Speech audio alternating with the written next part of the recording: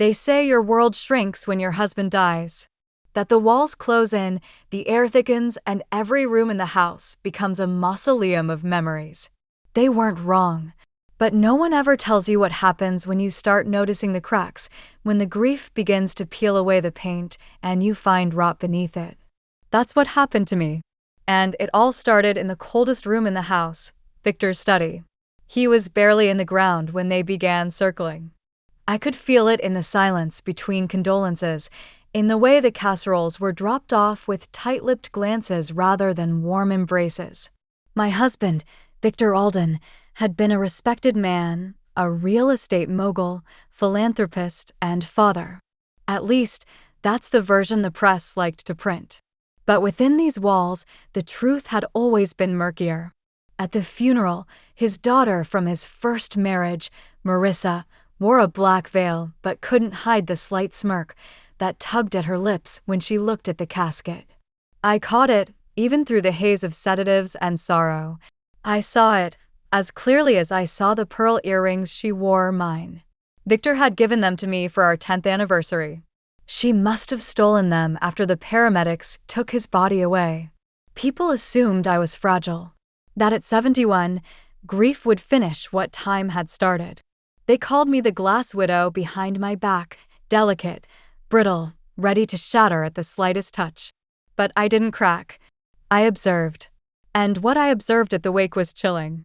Marissa had brought a man with her, a quiet type in a tailored suit with a serpent's patience in his smile. I'd never seen him before, yet he navigated the estate as though he'd been here 100 times. At one point, I caught him in the hallway outside Victor's study, a set of old brass keys in his hand. He slipped them into his coat when he saw me, smiled, nodded, walked off. Victor's study was off limits, always had been. Even to me. That was the only line he'd never let me cross. He said it was where he kept sensitive documents. I hadn't dared to ask more until now. That night, after the guests had thinned out and the staff had cleaned the wine stains from the marble floor, I wandered into the study. It smelled of aged leather, stale cigar smoke, and secrets. The old mahogany desk sat like a beast in the center, and the bookshelves loomed over it, stuffed with hardbacks Victor had never read but kept for show. I opened the top drawer of the desk. Empty. The second lined with expensive pens and blank stationery. But in the third, beneath a false bottom I'd discovered by accident while dusting years ago, I found a flash drive wrapped in a red velvet cloth. No label, no hint, just cold metal and silence. I hesitated. The last thing Victor said to me, only days before his fall down the staircase, was, "If anything happens to me, don't trust what's left behind." He hadn't said who, or what, only that. I hadn't understood it then, but now, holding that flash drive in my trembling hands, I began to. I plugged it into the old desktop in the study, the only computer not connected to the internet. It buzzed to life slowly, as though reluctant to reveal what it knew. On it, a single folder labeled Inheritance Plan, Contingency 3. I opened it, and what I saw made my stomach twist. A will not the one I'd signed as his witness. This one was dated 3 months ago and signed, but shockingly detailed. It named Marissa as the primary beneficiary, not me, not the charitable trust we'd set up together. Marissa, with the caveat that, in the event of Victor's sudden death, the estate would be handed over to a holding company under her control, one that had been quietly created just weeks before his accident. There were also surveillance files, videos, emails, voice recordings. One audio file stood out. I clicked on it. Victor's voice crackled through the speakers. "If Marissa gets this before I amend the paperwork, she'll bury the rest. She thinks I don't know about the holding company. But I've made copies. Evelyn knows nothing yet, but she will. If she's listening now. Evie, trust no one. Especially her." I sat back, the blood draining from my face. My name. My voice was caught in my throat. He knew. Victor knew someone was coming for him. And he thought he had time to stop it. But he didn't. And now I was left to finish what he'd started, while pretending to mourn alongside the very people who may have orchestrated his fall. I closed the file, pulled the flash drive, and locked it back inside the drawer.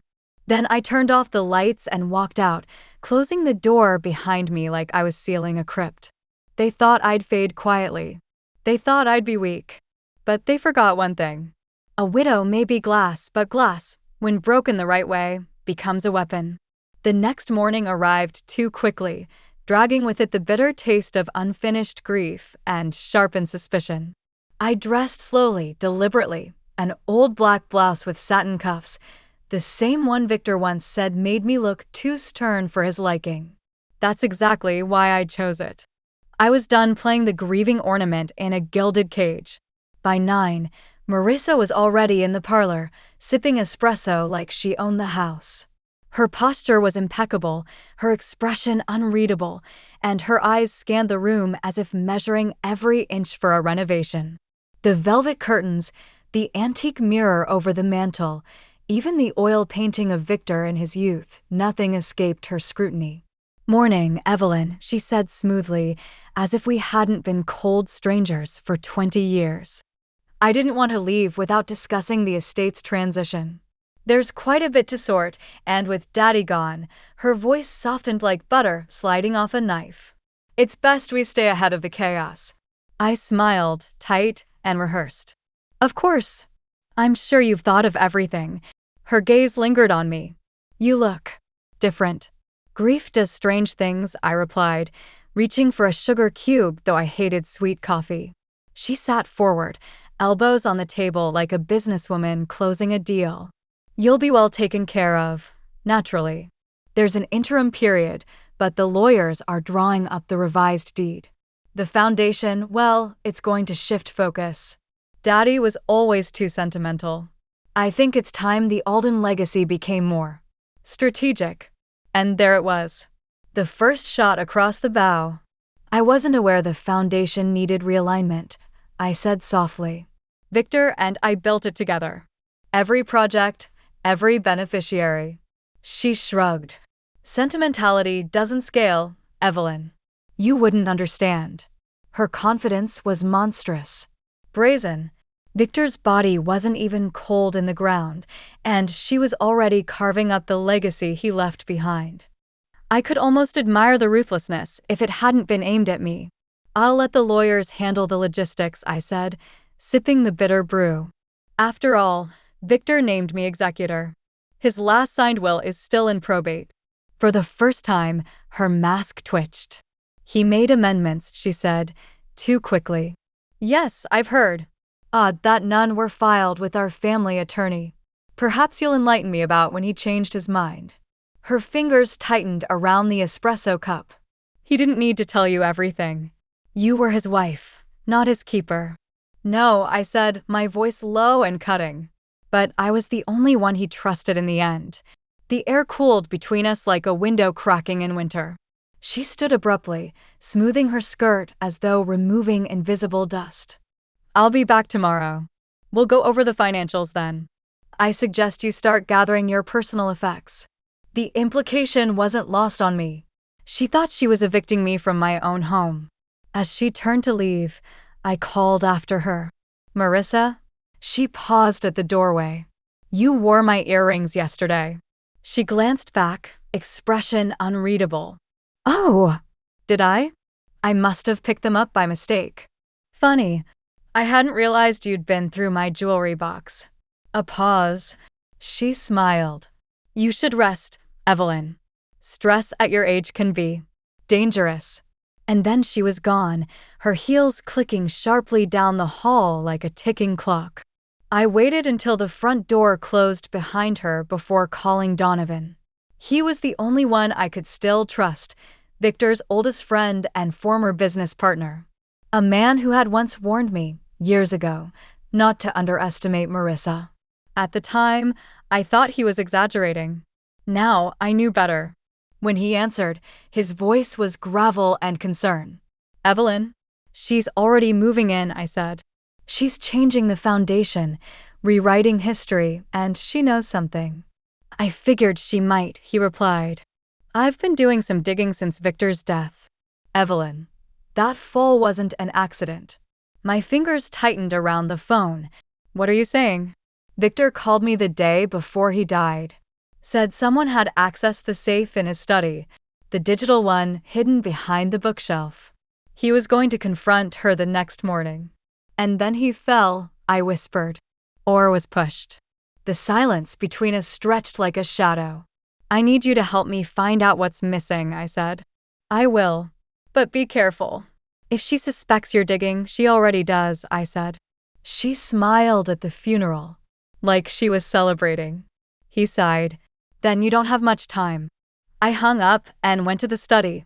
Behind the third shelf on the east wall, I found the false panel Victor once showed me, back when he trusted me with everything.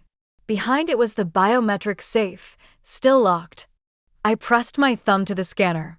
The light flashed red. Access denied. Someone had changed the settings. That's when I knew this wasn't just about money or power. This was about control. She had already begun erasing me, but she underestimated what a cornered widow could do. The biometric safe was more than a vault. It was a line in the sand, Victor's last defense against betrayal.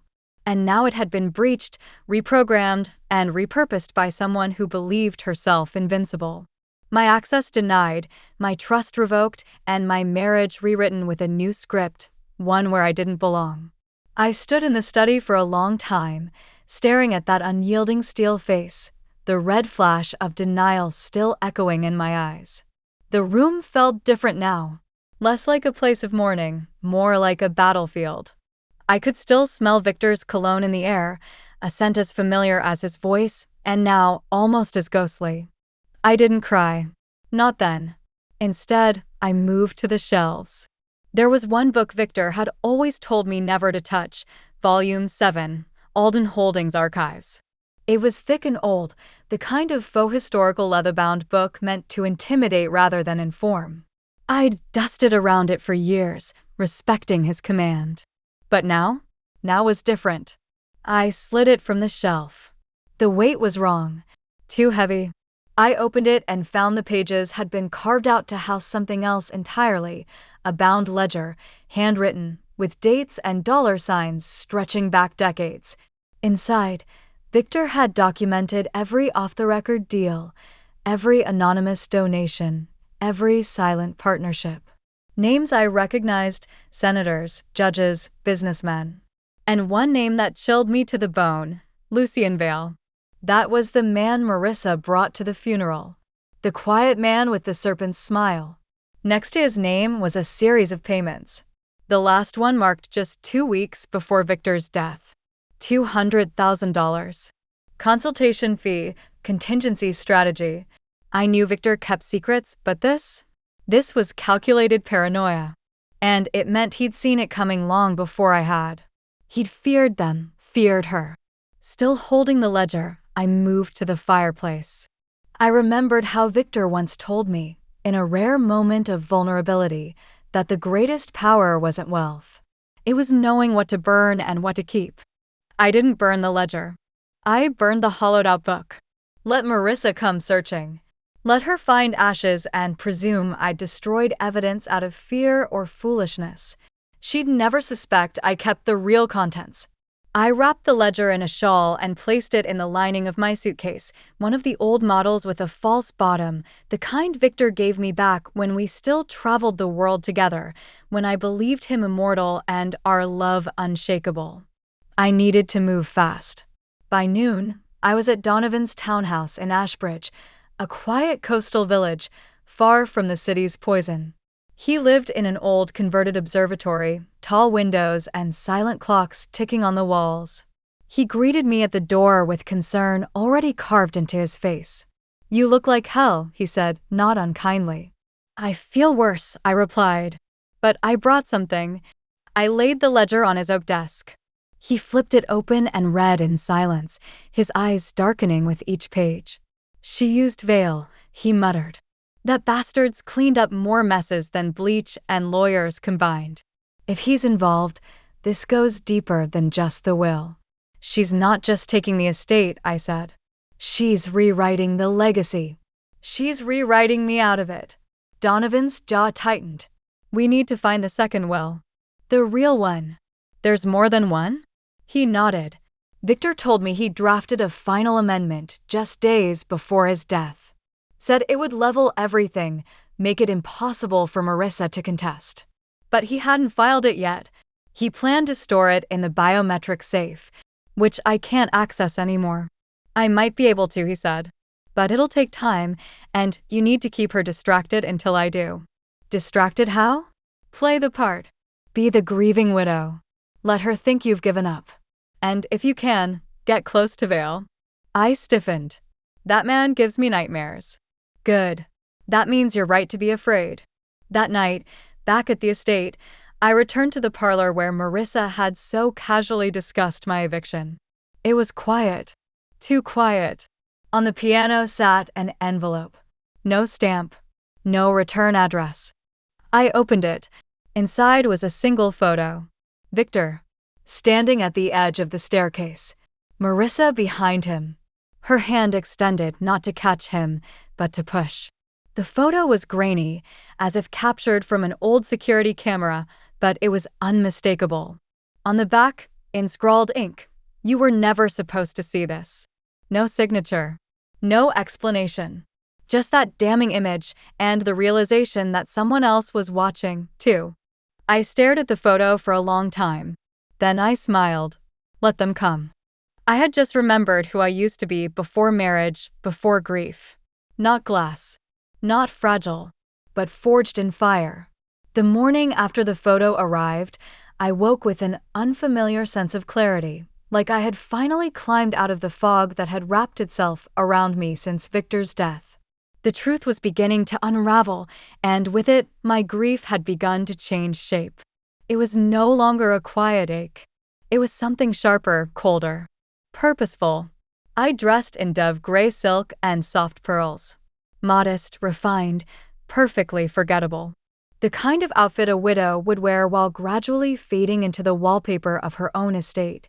And that was precisely the point. I needed Marissa to underestimate me, to think I was finally surrendering. At 10 a.m., I called for tea in the East Conservatory, the sunniest room in the house, where the orchids had always thrived under Victor's obsessive care. I knew Marissa would hear about it. I knew she'd find a way to insert herself. Sure enough, by past, I heard the familiar click of heels on marble. "Ah," I said, smiling gently as she entered. "I hoped you'd join me." Marissa looked amused, suspicious. A cat approaching a bowl of cream. "I was told you asked for tea," she said, settling across from me with her usual grace. "How very domestic of you." "I was thinking about the garden plans," I said, pouring her cup myself. "Victor and I always wanted to extend the trellises to the southern wall. You know, to let the roses climb higher." She raised an eyebrow. "You're thinking about landscaping?" "Well," I said, "what else is there to think about now? Victor's gone. I'm simply trying to settle into the quiet." She studied me, tilting her head. "You seem lighter. Did something happen?" I shook my head. Just reflection. Acceptance. Lies, of course. Every word was deliberate. Because that's the thing about grief. It makes people uncomfortable. If you look too sad, they pity you. But if you look like you're healing, they suspect you. She sipped her tea but didn't drink. "I've decided not to contest anything," I said suddenly. "The will. The estate. It's all in your hands now." Her eyes flickered. "That's wise. I suppose I'm just tired. Victor never involved me much in business. I trusted him to manage things. I let the sentence hang in the air like a dare. And I trust you'll do what's right." Marissa said nothing, but the corners of her mouth lifted, just slightly. There it was. The bait had been swallowed. She left half an hour later, practically floating out of the room, already imagining the calls she'd make, the assets she'd seize. Good. Because that afternoon, I had an appointment of my own, one she would never expect. Lucian Vale. I had Donovan arrange it discreetly. We met in a private lounge at a members-only club near the harbor. It was the sort of place where secrets were currency and silence was worth more than stocks. Lucien was already there when I arrived, seated in a dark leather armchair like a man watching a chessboard from above. He stood as I approached, his expression unreadable. "Mrs. Alden," he said, bowing his head slightly. "Or should I say Miss Holloway? That was your maiden name, wasn't it?" "I'm impressed," I said. "But I suppose it's your business to know things." "It is," he said, gesturing for me to sit. "And I must admit, I didn't expect to be summoned by you. What can I do for the widow of a man who distrusted me to his dying breath?" I studied him carefully. His hands were too still, his posture too perfect, the kind of man who'd learned early in life that hiding in plain sight was the most powerful trick of all. "I want to know what you were paid to do," I said plainly. "And I want to know if you pushed my husband down those stairs." Lucien smiled. Slowly, coldly. "You're asking the wrong question, Mrs. Alden." "Oh!" "You should be asking what your stepdaughter paid me not to do." I blinked. "She didn't hire me to kill him," he continued. "She hired me to watch him, to ensure that if he tried to alter anything, his will, his foundation, his holdings, I'd delay him, distract him, guide his trust elsewhere." "And did you?" "I did what I was paid for," he said, lifting his glass. "But I also advised her not to get impatient. I warned her that if she tried to accelerate things, it would leave a trace." "And did she?" He stared at me. "I believe you already know the answer to that, Evelyn." His use of my first name wasn't casual. It was a challenge. "And now?" I asked. "Now," he said, "I'm freelance. My contracts expired the moment Victor did. But I like to keep my relationships open, particularly with the ones who survive." I leaned forward. "Are you suggesting I buy your loyalty?" "I'm suggesting," he said smoothly, "that you consider the value of someone who knows where all the bodies are buried and who's already inside her circle." I looked him dead in the eye. "If I find out you had anything to do with Victor's death, I didn't." He said it too quickly, too cleanly. I stood, leaving a folded paper on the table. "My lawyer's name. If you want to be useful, you'll give him the list of shell companies Marissa used to move Victor's funds. You know she did. Find the assets. Map the trail. Do that, and maybe I'll consider forgiving your past sins." He didn't open the paper, just nodded once. As I walked away, he called after me. "You know she's already planning to move the foundation's funds offshore, right? Everything your husband built, gone by month's end." I paused. Then I turned to him, eyes hard. "Then we'd better move faster." By the time I returned to the estate that evening, dusk had swallowed the grounds in a heavy hush, the kind of silence that feels rehearsed. The air was still, save for the soft creak of trees swaying against the iron fence, and as I stepped inside the front door, I knew, instinctively, that something had shifted. My heels echoed against the floor as I passed the grand staircase where Victor fell, where he was pushed. I didn't pause. Not this time. The image on the photo was burned into my memory now, as clear as the day we married. Marissa's hand, outstretched. Victor's back turned. She hadn't expected anyone to see. And now someone else knew. The envelope had no fingerprints. Donovan checked. Lucien denied sending it. And Marissa? She didn't know I'd seen it. That made the game more dangerous and more interesting. I went straight to the drawing room. A fire was already lit, warm and crackling. Unexpected. I hadn't asked for it. She was waiting. Marissa. In my chair. Her legs crossed, her wine untouched. "I hope you don't mind," she said coolly. "The staff let me in." "I suppose old habits die hard," I murmured, removing my gloves. "Though next time, try knocking." She gave a mock laugh. "Oh, Evelyn. Always so proper." "I came to apologize, actually. I know we've had our misunderstandings. I think grief has made us both act out of character." I sat across from her, meeting her gaze. "Grief reveals character, Marissa. It doesn't create it." She blinked, but her smile held. Touché, she said. Still, I thought we might clear the air. Daddy would have hated us fighting over dust and inheritance. What an interesting phrase, I replied. Dust and inheritance. She leaned forward, elbows on her knees. Look, I know about the will. The real one. Or at least, I know you're looking for it. Let's not pretend. I didn't move. Didn't flinch. I'm not contesting anything, I said softly. Yet, she stood and walked to the mantel, her fingers tracing the edge of Victor's framed photo. You know, she said, when I was 12, I found one of his journals. He had this clause. A joke, maybe? He called it the memory clause. He said if anyone ever tried to erase him, he'd make sure they were haunted by what they forgot. She turned to me. I think you're the ghost now, Evelyn. Not him. Am I? I stood too. Then perhaps it's time the ghost stopped watching and started speaking. Her eyes narrowed. I know about Vale, I said. About the payments. About the safe. I know you changed the locks before he even died. And I know, Marissa, that you followed him up those stairs. You don't have proof. Yet, the word hung between us like thunderclouds. She stepped closer. You're alone in this house, she said. You have no children. No heirs. You're the last Mrs. Alden, and when you're gone, so is your version of the story. I didn't blink. You're wrong. I may be old, but I've lived a long time. I've written wills before. Contingencies. Letters. Deposits. I've been preparing for war since you first smiled at his funeral. She was quiet. Then, you don't scare me. You should be terrified. She turned sharply and left the room without another word. I waited a full minute before crossing to the fireplace. I pressed the third brick from the right, a mechanism Victor once showed me in a moment of trust. A small compartment slid open, revealing a key. Not to the safe. To the attic. No one had been up there in years. Not even the staff.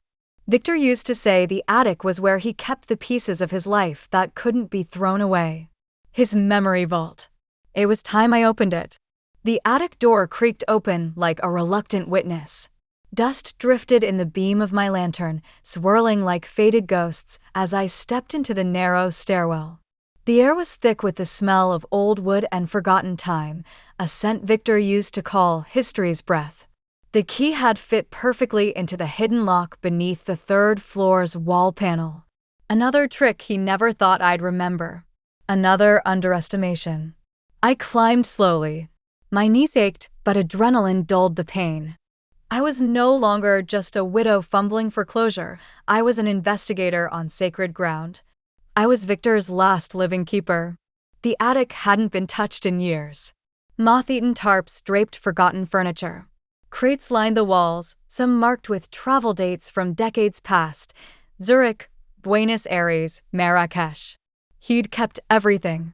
At the center of the room stood an old steamer trunk.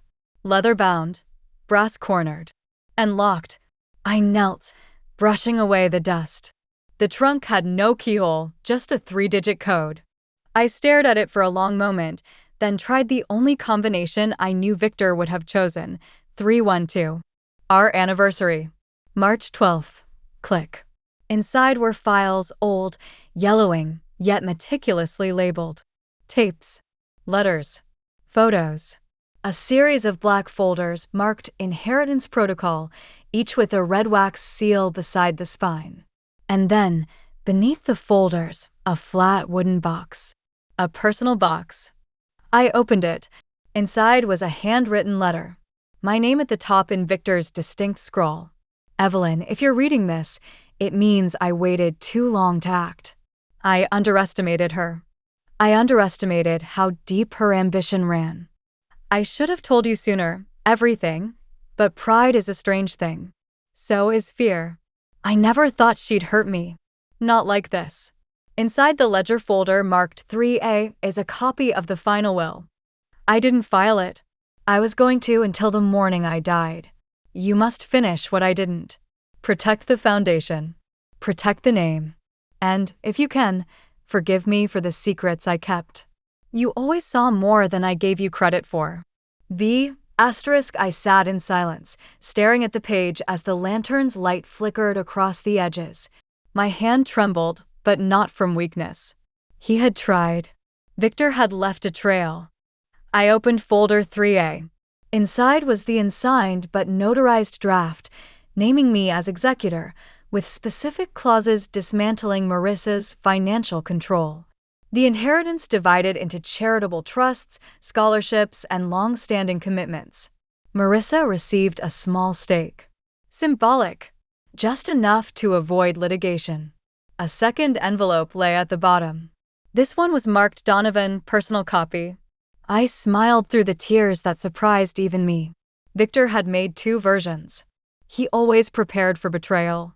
When I came down from the attic an hour later, I found the parlor lights on and Marissa standing by the fireplace, arms folded.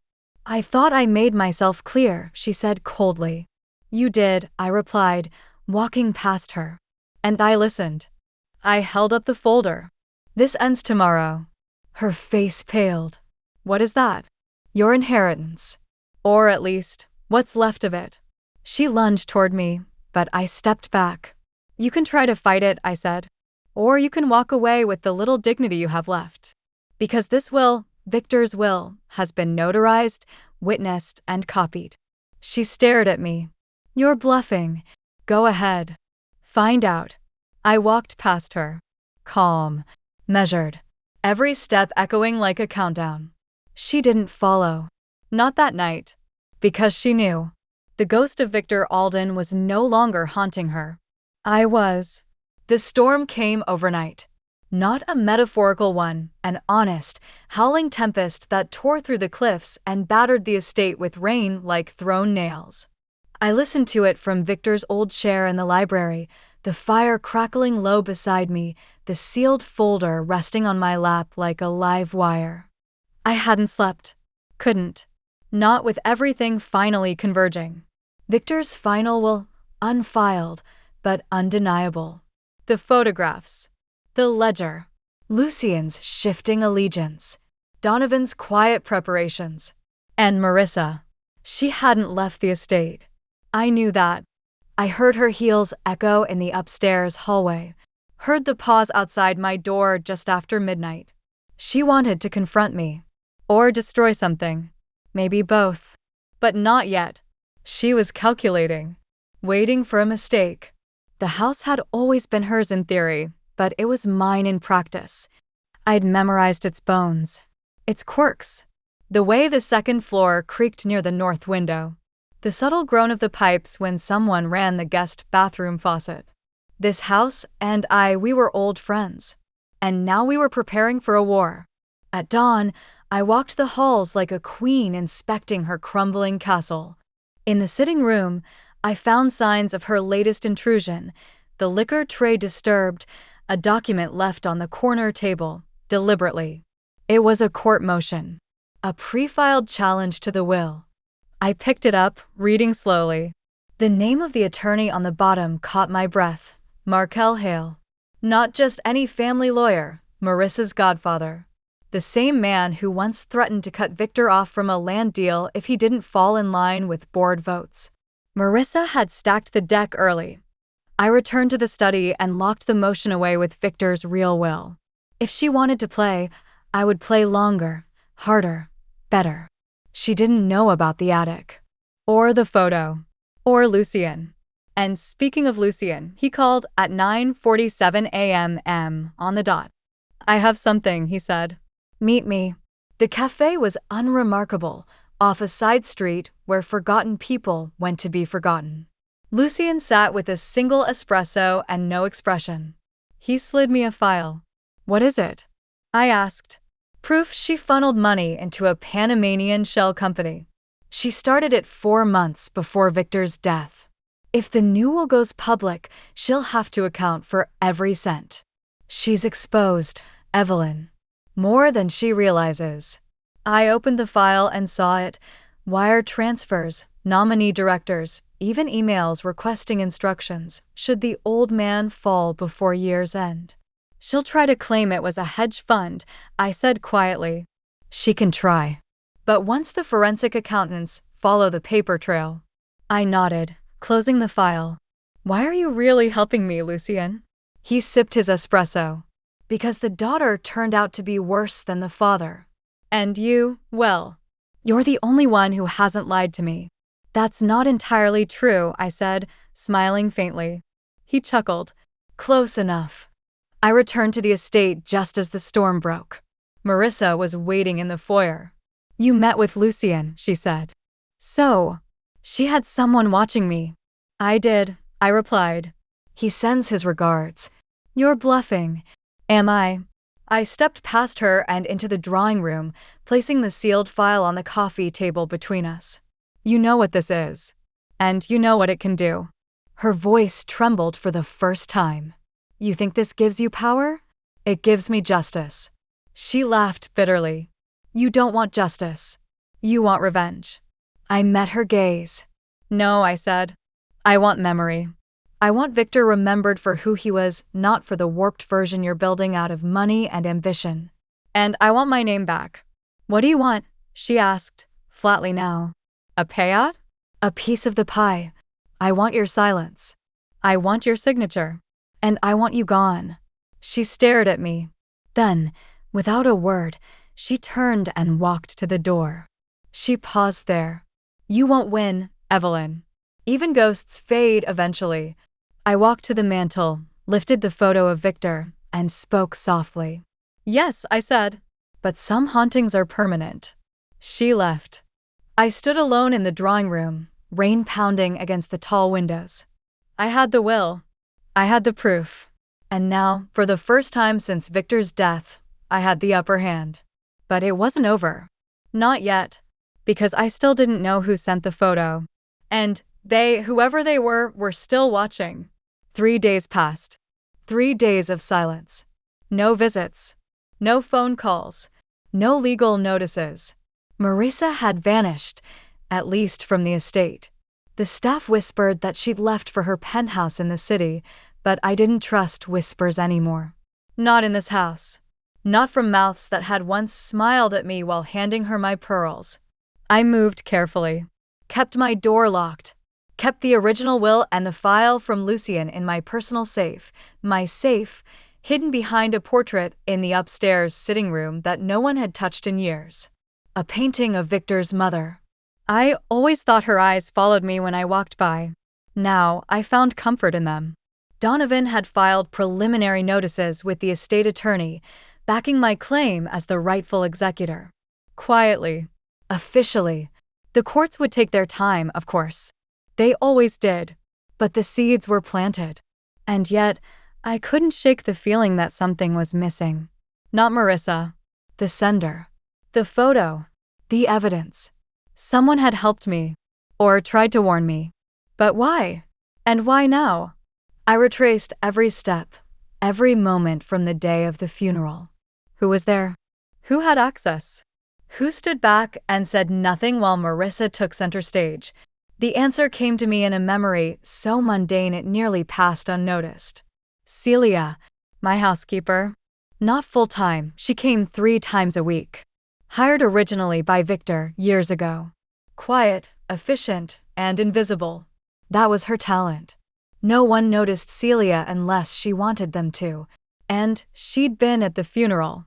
Standing in the hallway near the casket. Near the staircase. Near the office where the flash drive had been.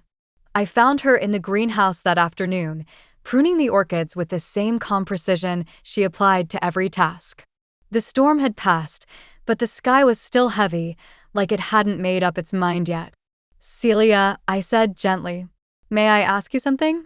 She looked up, her eyes unreadable. Of course, Mrs. Alden. Were you here the night Victor died? She didn't lie. She didn't flinch. I stayed late. I wasn't supposed to. Mr. Alden asked me to bring tea to the study. What time? Shortly before 10. He was agitated. Told me to leave the tray and lock the door behind me. I nodded. Did you see anyone else?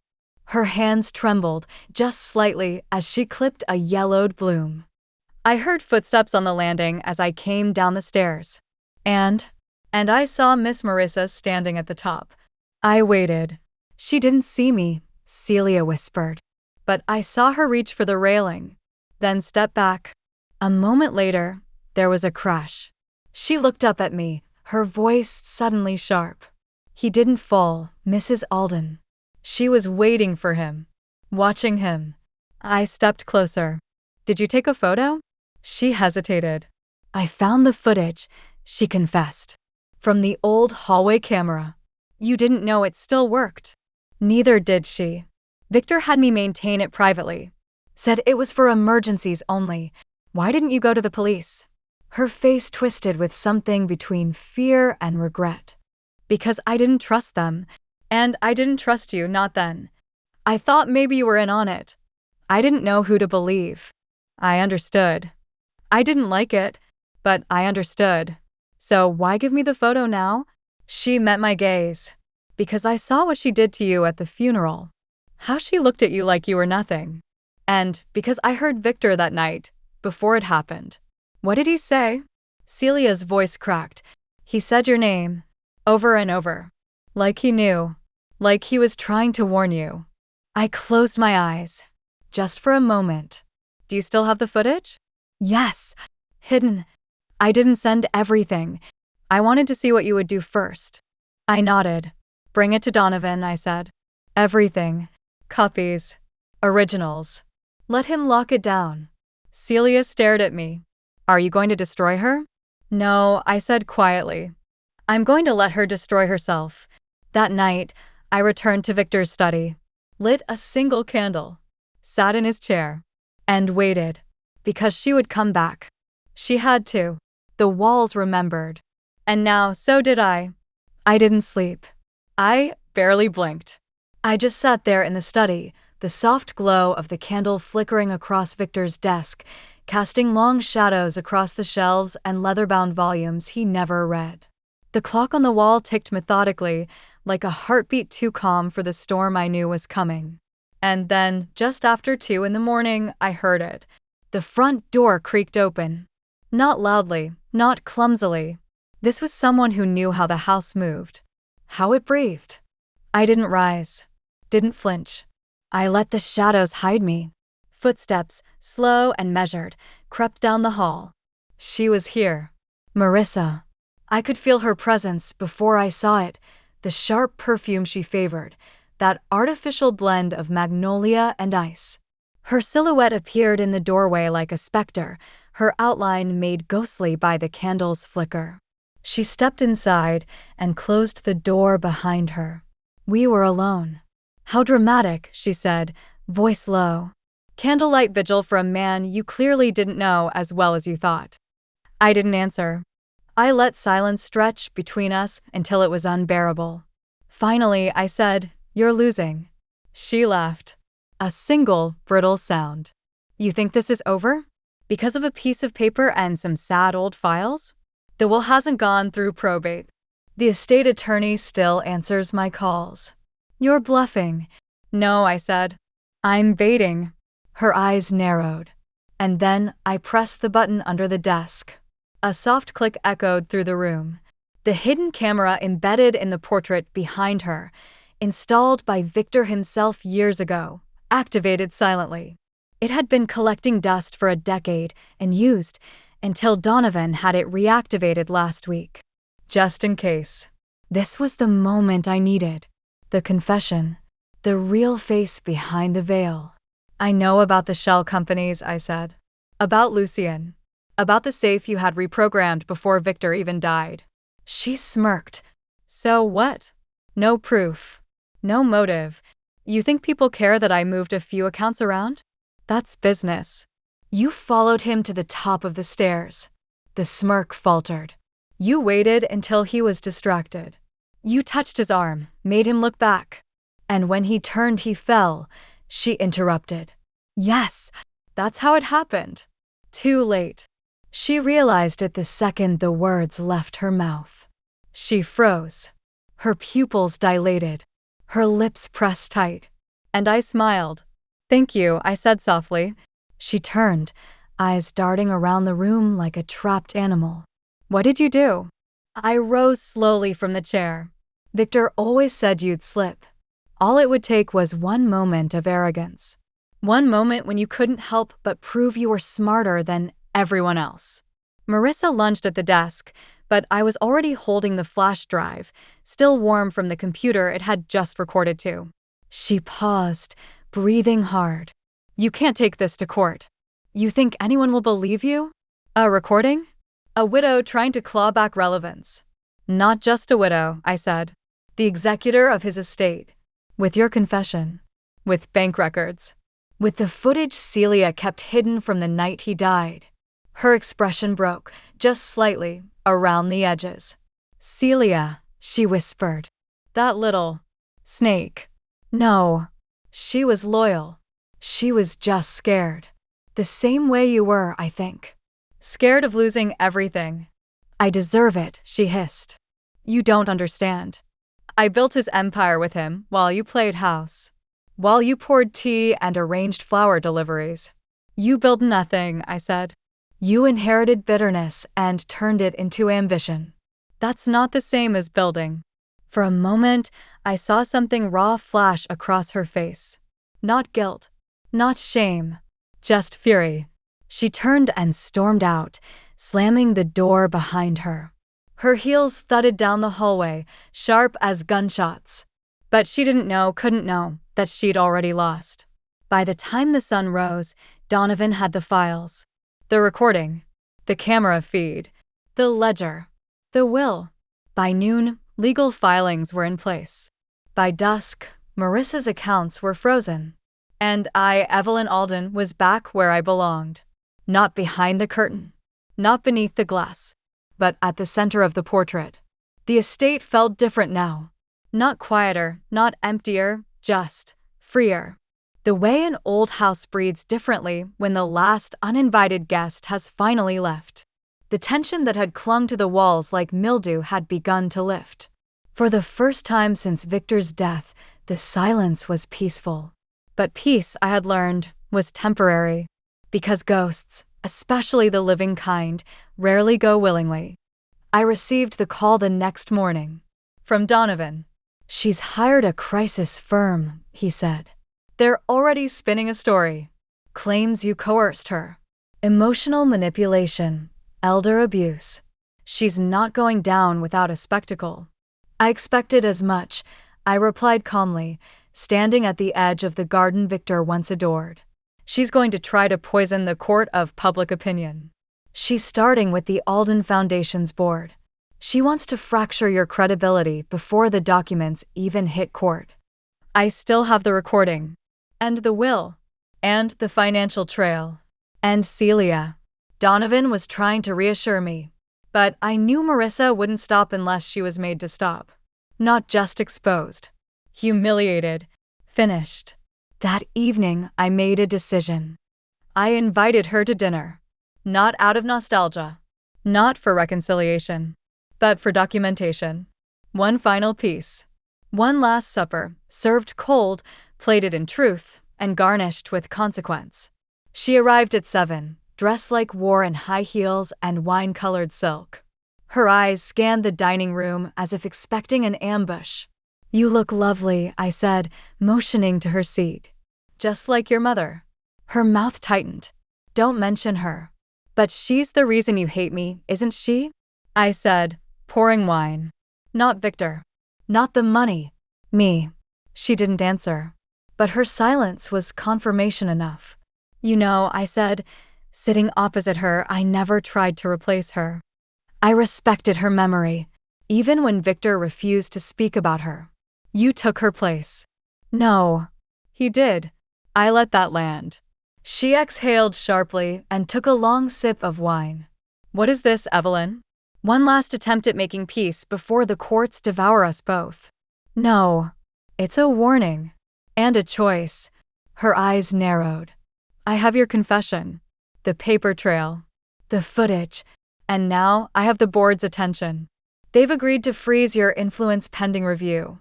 That won't last. It doesn't have to. The real will is going public in 48 hours. After that, you'll have nothing but headlines and an expensive legal team that can't unwrite your own words." She was silent. I leaned forward. "But I'm offering you something Victor never did. An exit. Quiet. Dignified. If you sign the withdrawal forms and transfer your shares back to the trust, I'll ensure the case ends without a trial." She stared at me. "You'd give up revenge?" "No," I said. "I've already had it." She looked down at her plate, untouched. "What if I don't? Then you'll rot in litigation, lose everything, and spend your days being remembered as the woman who murdered her father for money and lost it anyway." I let the words hang between us. She picked up her napkin slowly, dabbed the corners of her mouth, though she hadn't eaten, and stood. "I want it in writing," she said. "It already is," I replied, handing her a sealed envelope. She took it and left. No goodbyes. No more threats. Only silence. Later that night, I sat alone at the table, a single glass of wine beside me. I didn't toast. I didn't smile. I just stared at Victor's empty chair across from me.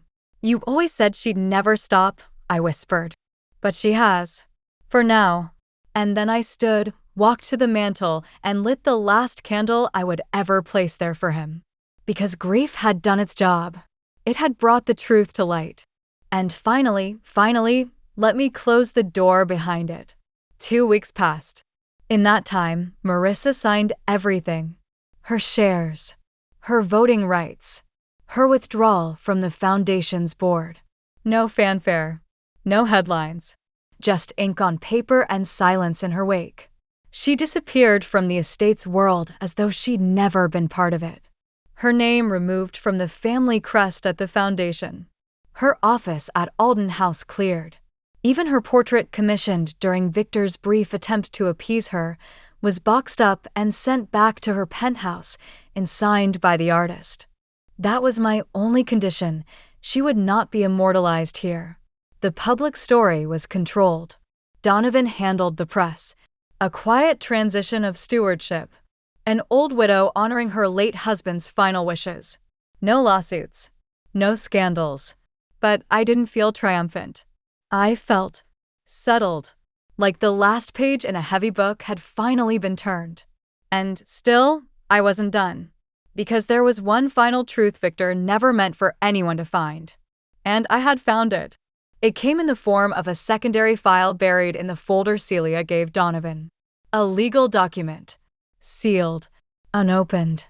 Marked with Victor's handwriting, to be read only in the event of Evelyn's sole control. Donovan handed it to me with a curious look. "I haven't read it," he said. But his tone, it's different. I waited until nightfall. Then I opened it in the study where all secrets seemed to wait. Inside was a letter. "Evelyn, if you're reading this, you've survived her. And for that, I owe you more than an apology. I owe you the truth." I didn't just fear what Marissa would do. I feared what I had already done.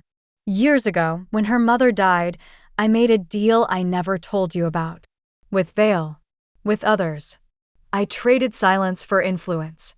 I let them launder money through the foundation, just enough to build credibility, but not enough to raise alarms. It helped us grow. Helped us build. But it came at a cost. The same cost I later judged her for risking. I was a hypocrite, Evie. I punished her for inheriting what I never had the courage to confess. And I kept you in the dark because I couldn't bear for you to see what I had become. If you still have this letter, then I trust you now more than I ever trusted myself. Burn this. And everything in the red folder. Don't try to fix it. Don't try to atone. Just let it die with me. Let me die with it. I sat with the letter for a long time. Not crying. Not angry. Just still. Victor hadn't just feared Marissa's betrayal. He'd feared the echo of his own. He built a kingdom on borrowed stone and hid the cracks behind glass and charm. And in the end, he asked me to finish what he was too afraid to start, the cleanup of a legacy. I opened the red folder. It held financial records, offshore account transfers, names I didn't recognize, some I did. If released, it would burn the entire foundation to the ground. everything we'd built. But it also held receipts. Proof that Victor had begun shifting those funds into clean accounts. He was trying to fix it before he died. He just ran out of time. And now, the choice was mine. Burn it, as he asked, or expose it and burn the Alden name for good. I took the folder into the garden, lit a single match, watched it go up in flames. Not because I was protecting him, but because I had already reclaimed the legacy. And because some fires aren't for vengeance. They're for cleansing. When the last ember died, I turned back to the house. The glass widow was gone. Only Evelyn remained. The final testament wasn't in the flames. It was in the silence afterward. Spring arrived quietly. It didn't announce itself with fanfare, but rather in whispers, the soft bloom of the wisteria Victor had planted 30 years ago, the faint scent of rosemary carried in from the garden, and the way the early morning light poured through the east-facing windows like forgiveness. The house was mine now. Not legally, that had been true weeks ago. But spiritually, the way a space surrenders to someone who has earned it.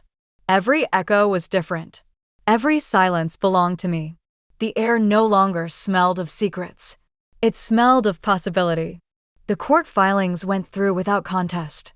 Marissa, through her attorneys, issued a brief, cold statement. No further claims will be pursued. There was no mention of the real reason. No courtroom spectacle. No final outburst. Just absence. Lucien Vale disappeared, too. Donovan said he left the country. Somewhere quiet, somewhere without mirrors. I suspected he'd made a deal with himself, trade his ghosts for peace, and leave the rest behind. Celia stayed on.